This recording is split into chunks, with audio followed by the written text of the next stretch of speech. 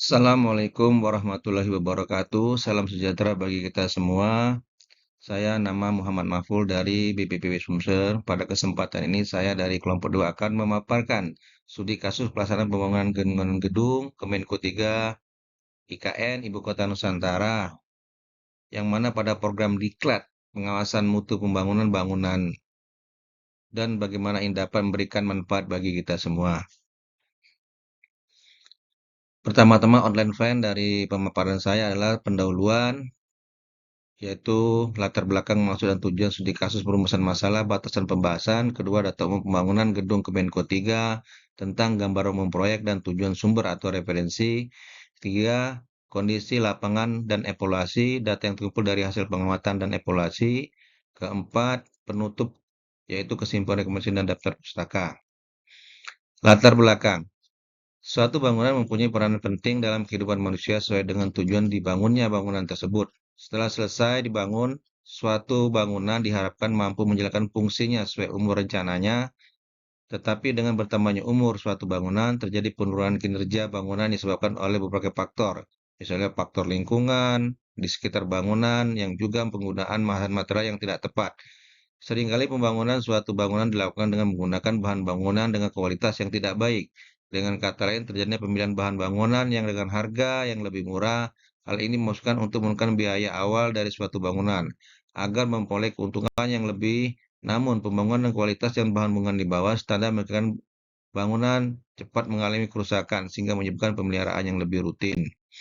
Maksud dan tujuan. Maksud daripada program ini yaitu dari studi kasus yang dilakukan secara mandiri pada pembelajaran e-learning dapat agar peserta dapat mengetahui pokok permasalahan pada pembangunan gedung secara nyata di lapangan dan memastikan bahwa pembangunan tersebut layak huni dengan memenuhi standar dan norma yang layak, aman, kualitas, dan berkelanjutan. Tujuannya yaitu pembangunan gedung negara adalah menyediakan sarana prasarana yang memadai bagi kegiatan pemerintahan dan pelayanan publik, serta mewujudkan bangunan yang fungsional, handal, dan sesuai dengan tata bangunan yang harmonis. Pembangunan gedung negara juga harus memperhatikan aspek keselamatan, kesehatan, kenyamanan, dan keberlanjutan lingkungan. Ruang lingkup. Ruang lingkup pelaksanaan pembangunan gedung Kementerian Koordinator 3 dan pelaksanaan fungsi yang dibiayai oleh pemerintah. Selain itu juga untuk mengevaluasi efektivitas, efisiensi, dan berkelanjutan proyek pembangunan gedung negara serta mengidentifikasi praktik terbaik dan pelajaran yang dapat diambil untuk proyek serupa di masa depan. Data umum. Data umum yaitu nama kegiatannya pembangunan bangunan gedung dan kawasan kantor Kementerian Koordinator atau Kemenko 3. Lokasinya bertepatan di Kabupaten Penajam Pasir Utara, Provinsi Kalimantan Timur.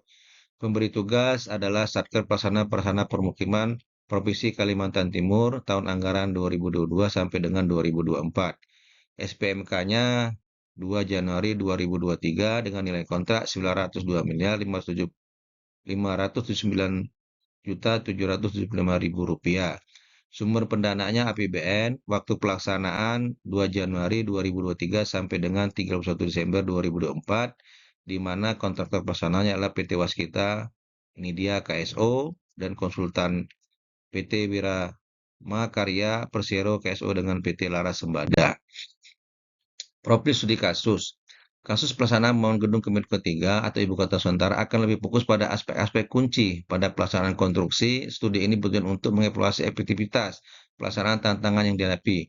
Misalnya mengidentifikasikan isu-isu utama terkait pelaksanaan pembangunan gedung Kemenko 3. Misalnya keterbatasan anggaran, jadwal yang ketat, sumber daya yang tidak memadai, komunikasi yang buruk, perubahan ruang lingkup yang tidak terduga, serta kurangnya keterampilan atau pengalaman anggota tim. Berikut adalah beberapa kendala dan tantangan yang lebih rinci dalam sering dihadapi selama pelaksanaan proyek.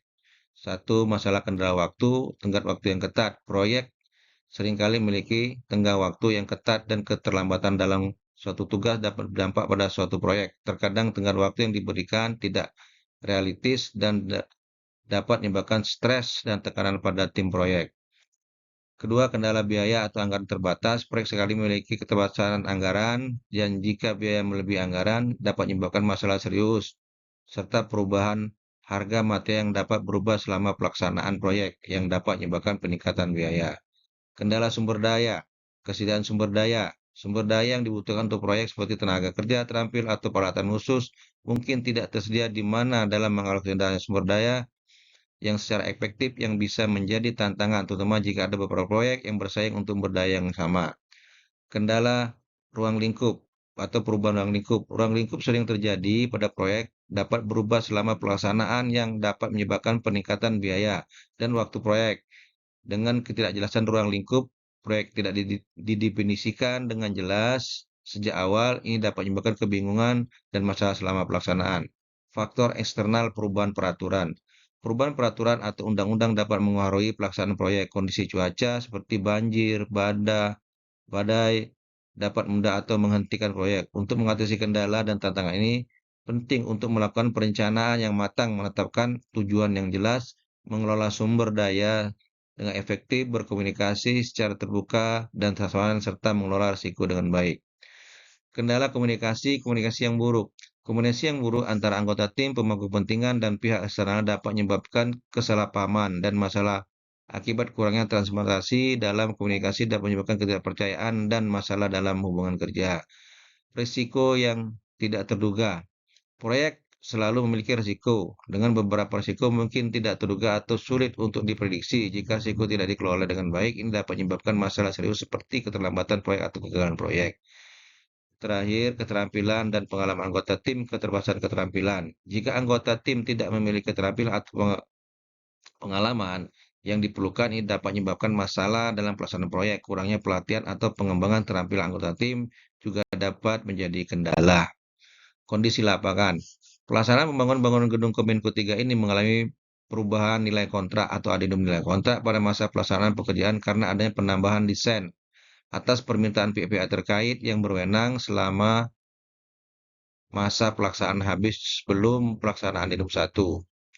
Pelaksanaan adendum waktu disanakan sebanyak 2 kali, yaitu adendum 1 dilakukan dengan penambahan 2 bulan, adendum 2 dengan menambahkan 2 bulan, serta berita acara terima 1 dilaksanakan pada tanggal 1925 dengan nama masa penilaian dilaksanakan selama 360 hari kalender. Penambahan waktu pelaksanaan dilakukan karena terdapat beberapa kendala seperti penambahan desain, perubahan, dan lain-lain. Kesimpulan, pelaksanaan pembangunan Nusantara, Ibu Kota Nusantara, khususnya pembangunan gedung kantor Kementerian Kominfo 3 merupakan proyek strategi nasional yang bertujuan untuk menciptakan pusat pemerintahan baru yang modern, berkelanjutan, dan merata seraya wilayah.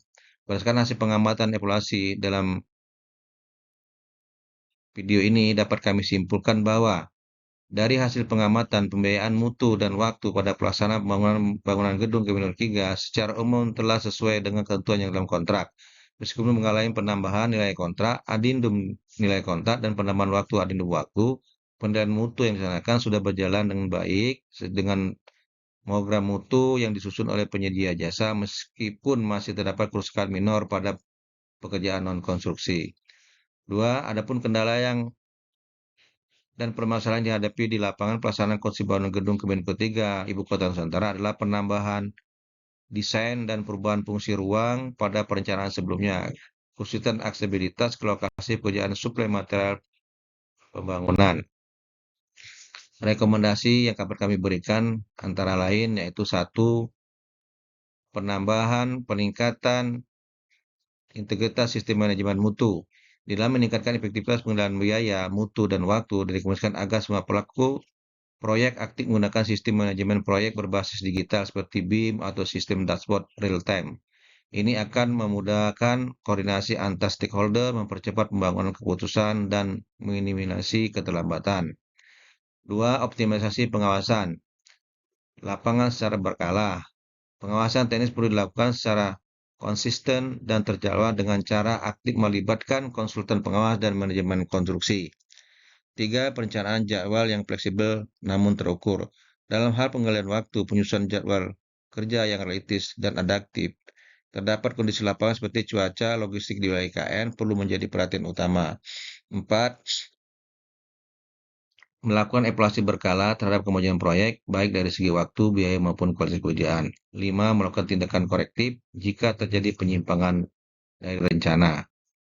Terima kasih, demikian saya sampaikan. Saya tutup, wabillahi taufik. Wassalamualaikum warahmatullahi wabarakatuh.